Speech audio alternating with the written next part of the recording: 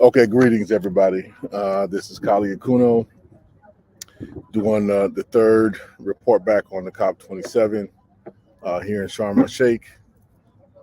We are still struggling with finding good internet, as you all know from the first two.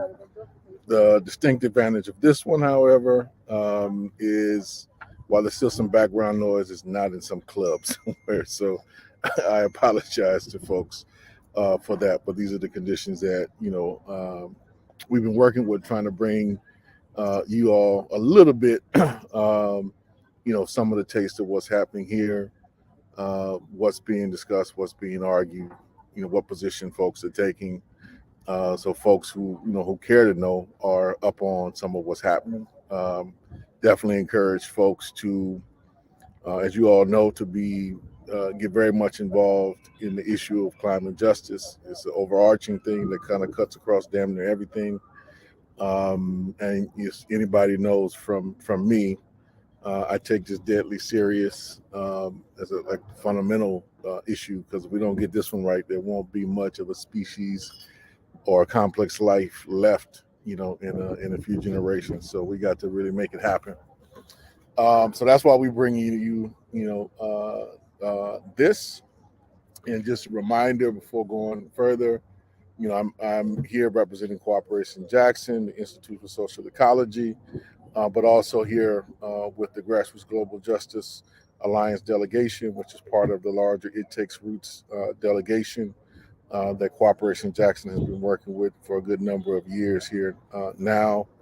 The common kind of themes of what we're doing this particular COP, so folks are clear, are trying to make some strategic interventions around climate reparations, around fighting false solutions, uh, uh, doing major demilitarization pushes, fighting for Black self-determination, which is probably the key to our piece, but some broad alignment around that, and indigenous sovereignty and inclusion, as well as human rights, is to be inserted and respected, and within this overall process. Now, I'll be frank, folks know from my perspective, we are steadily, and I say we is like the social movements, left progressive social movements, are steadily losing ground in this process. And I think we have to find some other ways to intervene, primarily starting in our own communities. But it's good for us to understand what this is, what's going on, what's being deliberated, so we know who to fight, what to fight, if nothing else. And trying to expose this and bring it down to our communities, so folks are not confused by the tricks and the games that they play, and the money and the resources that they throw out to our communities to divide us. So in terms of knowledge, and knowledge of this process, and knowledge of how these negotiations around climate are taking place domestically and internationally, I want to introduce you all, if you don't know, good brother, friend, comrade, Anthony Rogers Wright. And when I tell you that I don't know too many people or anybody who knows the ins and outs of this, I am not bullshitting you. My brother knows the insides and outs, the good and the bad, the posers. He knows them and knows them well. I'm not going to overexpose him, because he's got to make a living. But you ever get a chance to pick his ear, do so. So I invited him today, to really give everybody, I want to give you all like a real thorough analysis of like what's taking place, where this process really is at. And for folks to know, we are now in the second week. There's four, if you include today, 4 days of deliberation, that are left. And all the negotiators who work for the nation states who are really running this process at the end of the day, they're clamoring on all the wordsmithing and stuff right now, but they got some critical issues. And so, I wanted you all, anybody who cared to listen, to get some understanding and to really get it from one of the sharpest minds I know. So, Anthony, pleasure to be with you, brother, and to have you here. Yes. So, I do want to put you on the spot and just first start with your general impression of this COP. Now, all of them are a little bit different, but this COP27. Yeah. I mean, I think that one of the words that I would use right away is paternalistic. We're in Africa, Sharm El-Sheik. Here we are in a country that, of course, is known for one of the great civilizations of humankind. The pyramids and the sphinxes and everything that have been around for 4,500 years, and we have less than 8 years to really get serious about a crisis nations like this had little hand in creating. So here comes the United States of America and other colonizing nations from the EU coming to tell African nations the best way to avert this crisis. Here's what you need to do, And so from that sense, it's bullshit, and I don't think that we came in expecting any different. However, what we have seen that I do love is African nations, most of them, pushing back and saying, now hold on a second, right? Like what you need to do is pay up. We're going to talk more, I'm sure, about loss and damage. You need to acknowledge the fact that you're not reducing your emissions at the requisite rate, if at all. And if, to make it even more ridiculous, now y'all are coming to us because there have been reports that there are some natural deposits that could be tapped into in various countries in the continent, and asking us to furnish you with this to help you navigate a feckless and unnecessary war in your continent. You decided to go to war with the country that supplies your energy, and now you want us to bail you out. It's kind of ridiculous. So but the Egyptian people have been amazing for the most part. We know that we are here also at a time when a political prisoner is in a dire situation. We don't know fully of his whereabouts. We do know that he is on a hunger strike and has also recently refused drinking water. So we're here in solidarity with that family as well. So I have liked how people have come together to really say, enough is enough, enough of the bullshit.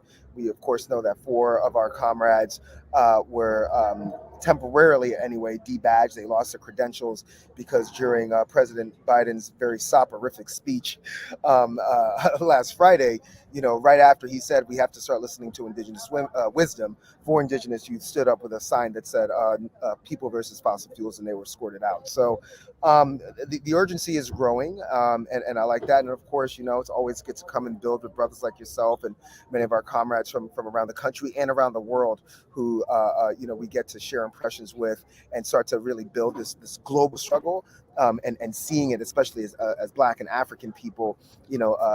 This is a struggle that's throughout the diaspora.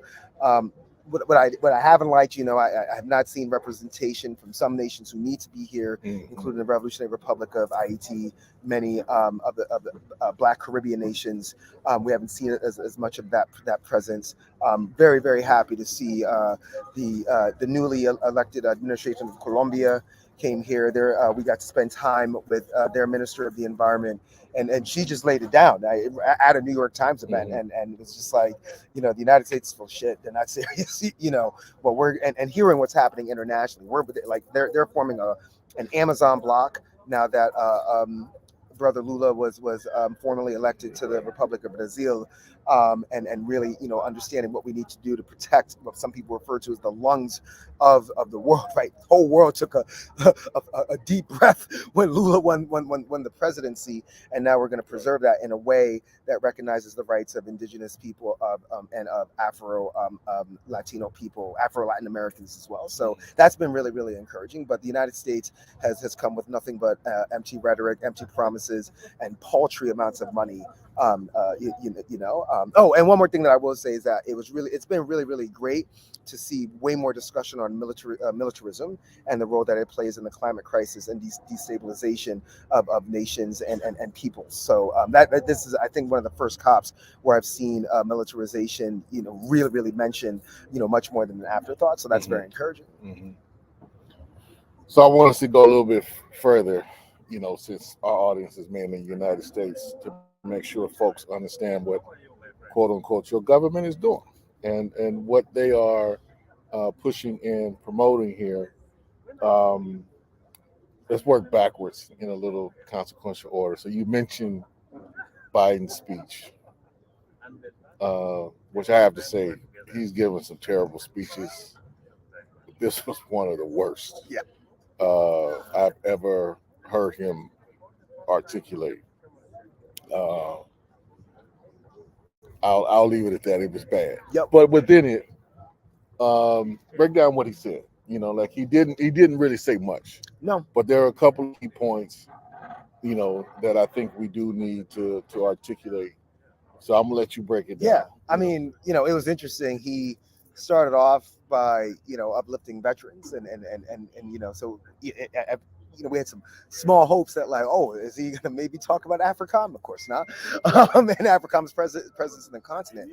But this was an attempt to take a victory lap for the so-called Inflation Reduction Act that the Democratic Party pushed through via budget reconciliation. So in other words, no Republican votes were needed, and they didn't need the 60-vote threshold to overcome a Senate filibuster. They just an up or down majority vote and got it through. And we have problems, major problems with this piece of legislation. It opens up. Which I want to come back to. But yeah, okay, we're going to come back to that. Cool. So a victory lap for that. Basically, the world should be very rhapsodic because the United States is contributing $11 billion to a fund to help developing nations adapt, and become more resilient to impacts of climate crisis, again, that they had little hand in dealing with. And then, of course, talking about opening up a global, a carbon market here in the continent.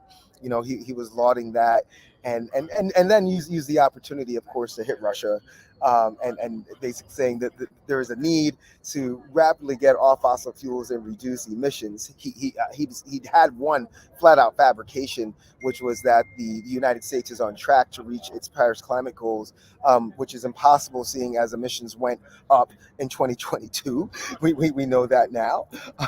As we're talking right now, it's 70 degrees in New York City. You know what I mean? Like, and of course, and I know we're going to get back to the act soon, but you're talking about reducing emissions and touting what the United States did, but you just opened up 600 million acres of the Gulf of Mexico to oil and gas leasing, and swaths of land, mainly indigenous land as well, to more oil and gas leasing. As a matter of fact, what we know is that at this point in his presidency, Joe Biden has opened up more lands and waters for oil and gas leasing than President Trump. Right. And I want to say that again, more than President Trump. So by a lot, you know what I mean? by a pretty significant margin.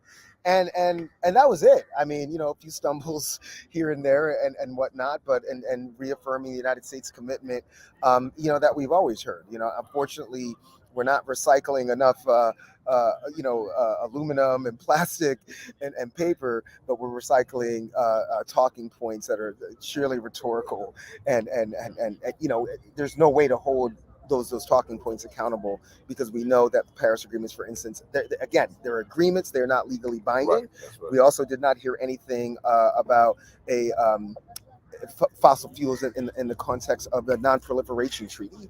The United States wants nothing to do with that. Although I will say quickly that Senator Ed Markey was here, and he did sign a parliamentary level non-proliferation treaty, so that was very good to see. But yeah, the Biden speech, and that was it. I mean, it was lackluster, which is why four of our comrades, I think, did stand up. One of them staying with me. Yeah, one of them is staying with me, and he said, I wasn't necessarily sure I was going to do it, but the moment he said we have to follow indigenous wisdom, he's like, well, fuck that. Like, I mean, like now we have to. Like, yeah. So yeah. Right. Couple of things in there, but we'll come back to them. So I want to take one step back, because I think just for folks to be clear, Biden and the heads of states come and give these kind of like symbolic talks. They appoint teams of negotiators, most of whom's names you will never hear, never know. And that's what's doing the dirty work. And trust me, if these folks don't already come from the petrochemical industry or big, pharma or big agriculture, they soon will be in those industries, after they kind of get their creds negotiating and stuff here. But the key to Biden's kind of whole strategy, and therefore kind of the Democratic Party strategy, was this a special appointment of John Kerry. So John Kerry has been here kind of holding water, and he has been pushing, I think, the much more substantive stuff that folks in the United States need to care about, like the real details of what they're arguing for is what John Kerry's talking about. And that's gotten some coverage in the U.S., but definitely not enough as to what they're pushing here. So, he's given, to my knowledge, two kind of critical speeches while he was here. I think he's gone. His negotiating team was here, doing all the work behind the scenes. But he left, I think, kind of two critical commitments that folks need to be aware of. And I want you to break down a little bit more. I mean, I went to one of his speeches, talks. He was up on stage with the Bezos Foundation, which, of course, wrote Bezos Earth Fund, founded by the founder, the capitalist in chief, Jeff Bezos, along with the Rockefeller Brother Foundation as well. And basically saying, like, these folk need to have a major role in addressing this climate crisis through a series of market-based solutions. I mean, that's all it was. There was no discussion. I want to be clear on reducing fossil fuels and phasing out fossil fuels. Right? It was about markets, and one of those markets, as I previously mentioned, would be here in Africa. And he announced that alongside representatives of course, arguably the biggest oil producing nation state on the continent, Nigeria, OPEC plus, and curiously also up there with a representative of the Chilean government. I'm not sure what that was about, but we also know that Chile was some signaling. And Chile, of course, has a bunch of critical minerals that would be necessary for the production of batteries and solar panels, etc., electric vehicles. So that was like one major announcement. And then, of course, lauding the $11.4 billion that the U.S. is going to for every single developing nation in the world. And I found that really, really interesting because I did some research while he was talking, of course, up there with a representative of Amazon, who we know famously do not pay corporate taxes in the United States. If they were to pay taxes, it would be close to $9 billion a year.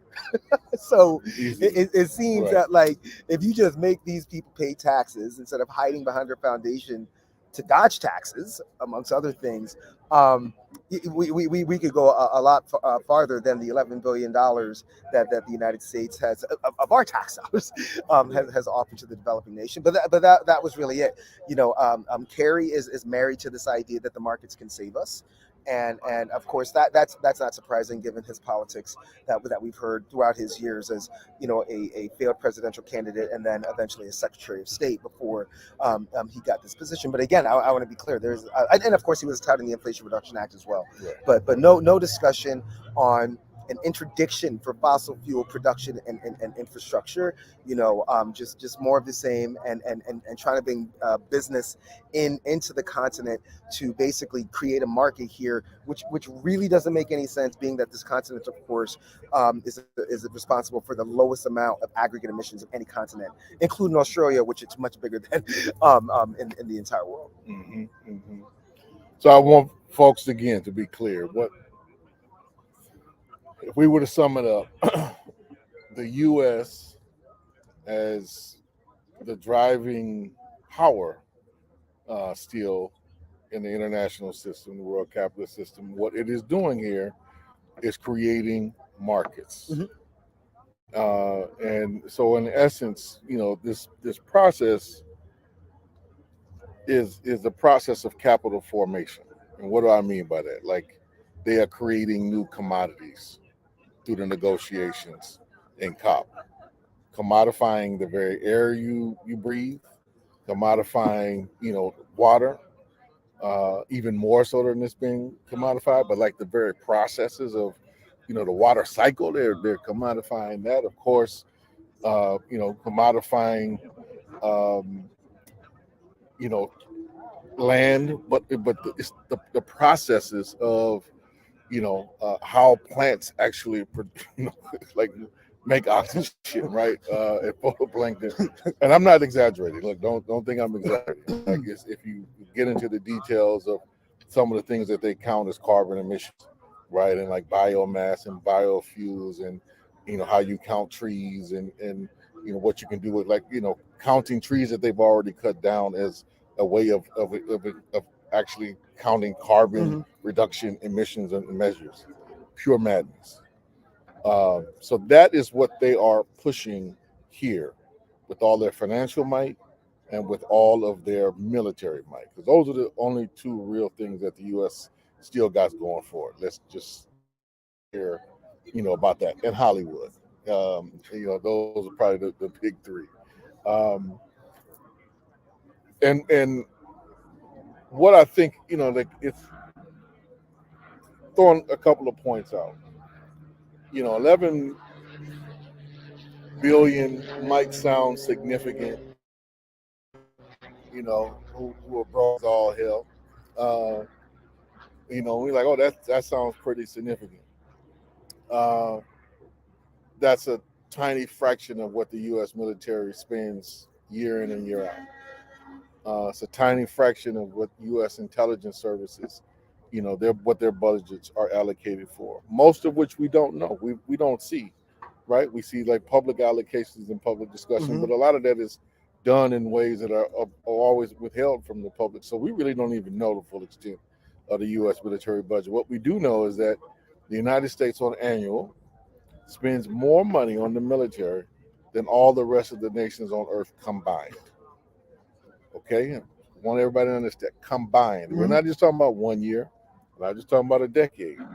This has been going on fundamentally since World War II. So when, you go back and think about it, when Eisenhower, who was a general, gets up and warns people in the 1950s about the military industrial complex and what it was leading to, I think some folks should have listened a long time ago. That was a fair warning.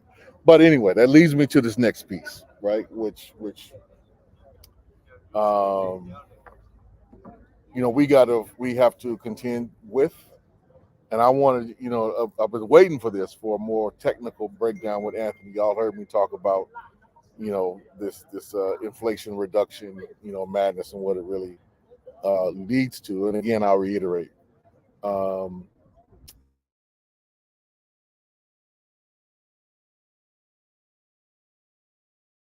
that aside, uh, you know,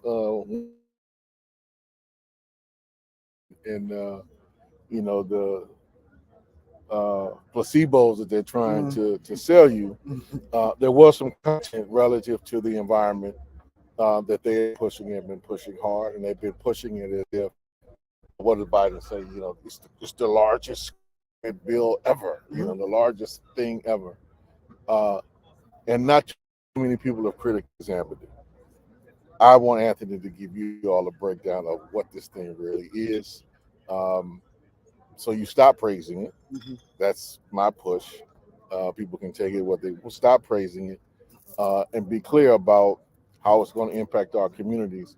And to the extent that folks are still pushing, and we have to, for more, from the U.S. government, what we really going to have to hone in on to not get sucker punched again, like the next go round, if there is one. It's not clear if there really will be any more opportunity to push anything with the Republicans controlling the House. Yep. Now that doesn't mean, and I'm gonna stop talking. That doesn't mean that the president can't do a bunch of things on the executive side. They can, and they refuse to. We might get into that if time allows. But I want definitely folks to get a deeper understanding of what's inside that bill. Yeah. Now, like, let's be clear. This is a bill that, again, depends largely on markets, right? It is the idea that we can give you a bunch of carrots and no sticks. right? There is no mandate for emissions reduction. There is no mandate for the reduction of fossil fuel proliferation. If anything, as I'll get into in a moment, it actually promotes fossil fuel proliferation, but it's still a climate bill. Now, when I wrote a piece on this for the great Black Agenda Report, obviously edited by our dear sister Margaret Kimberly, she loved the first line, and I was like, I would ask, and I would ask all of our siblings who are listening to this right now, that if a Republican Congress and president signed into law a bill that opened up 600 million acres of the Gulf of Mexico over 10 years to oil and gas leasing, keeping in mind that we can't even ask for leasing of offshore wind or onshore wind and solar until 60 million acres have been leased for oil and gas drilling. So that right there, it's fossil fuel quid pro quo. And they're getting way more of the quid, and and we're getting less of the pro, right? So that's one. Secondly, billions of dollars to unproven, notional, profligate, false solutions like so-called carbon capture and sequestration. Also, giving more money to expand the life of nuclear energy. If a Republican had introduced and passed a bill like that, would we be calling it a climate bill? I don't think so. I do not think so. I absolutely not. We'd be in the streets, as some have been with the Inflation Reduction Act. And then, it's how it's structured. It's mainly for the benefits come in the form of tax credits. Okay.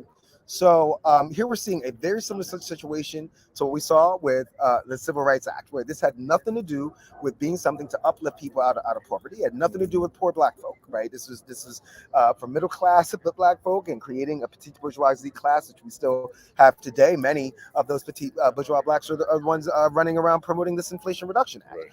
And so if you are a homeowner and you make a certain amount of money, you're going to be good. You're going to be real good. But if you are low wealth and you own a home and usually take places like Lowndes County, 48217 in your hometown, right? Where you're not going to be able to afford those upfront costs. You're shit out of luck. You're not getting any of this. All right. An electric vehicles credit, I think $6,500, to get yourself a new electric vehicle. Here's the thing. Most of the electric vehicles on the market right now would not apply to the Inflation Reduction Act credits because they all have to be made in the United States. And the majority of them right now are not made in the United States. Okay, so that doesn't apply to us. And I'm talking about from the perspective of Black folk. I want to be clear, and Indigenous folk as well, but Black and Indigenous folk from that perspective. And then what I would say is like what the biggest insult is that they try to come at us and say, first, there's $60 billion in competitive block grants for environmental justice communities. So you hear that, people? We have to get into social justice Hunger Games to compete with each other for the right to clean air, clean water, and a healthful environment. We have to compete with each other. Everybody else gets paid out. Fossil fuel industry for their carbon capture sequestration, here's your check. Uranium mining, here's your check. But for us, we have to compete with each other over money, even though our communities are the ones being hit first and worst by this climate crisis and where all this pollution is located. As our dear sister Tara Hauska from GNU Collective said, I don't even know what the point of these paltry environmental justice